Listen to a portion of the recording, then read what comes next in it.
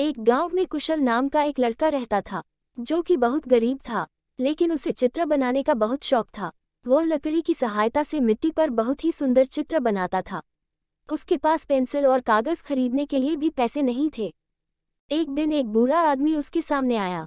उसने कुशल को एक पेंसिल दी और कहा कि तुम इस पेंसिल से केवल गरीब लोगों के लिए ही चित्र बनाना, और अगर कभी मेरी जरूरत पड़ी तो तुम इस पेंसिल की सहायता से ही मुझे बुला सकते हो। यह कहकर वह बूढ़ा आदमी गायब हो गया। इसके बाद कुशल ने एक आम का चित्र बनाया तो वह असली आम में बदल गया। इससे कुशल को पता लग गया कि यह कोई साधारण पेंसिल नहीं बल्कि जादुई पेंसिल है। फिर उसने अपने परिवार के लिए कुछ अच्छे कपड़े बनाए और खाने की वस्तुएं बनाई। अब वह उस पेंसिल की सहायता से गरीब लोगों की मदद करने लगा और गरीब लोगों को भोजन और कपड़े बना कर देता था। जब यह बात गांव के राजा को पता लगी तो राजा ने कुशल को बुलाया और उसने कुशल को अपने बगीचे के लिए सोने का पेड़ बनाने के लिए कहा। लेकिन कुशल ने ऐसा करने से मना कर दिया और कहा कि मैं इसका प्रयोग केवल गरीब लोगों के लिए करता हूँ। आप तो पहले से ही बहुत अमीर है। यह सुनकर राजा को गुस्सा आया और उसने कुशल से वह पेंसिल छीन ली और खुद ही चित्र बनाने लगा। लेकिन उससे कुछ नहीं हुआ।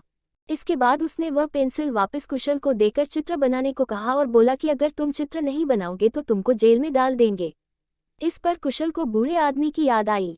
उसने बूढ़े आदमी का चित्र बनाया, जिससे बूढ़ा आदमी प्रकट हो गया। उसने राजा को समझाया कि यह पेंसिल कुशल को केवल गरीब लोगों की मदद के लिए मिली है। यदि इससे वह किसी अमीर व्यक्ति के लिए चित्र बनाएगा तो वह असल वस्तु में नहीं बदलेगा। इससे राजा को यह बात समझ में आ गई और अपनी गलती का एहसास हो गया तो उसने कुशल को उपहार देकर छोड़ दिया। Moral of the new story: इस नई कहानी से हमें यह शिक्षा मिलती है कि हमें लोगों की मदद करने के लिए हमेशा तैयार रहना चाहिए।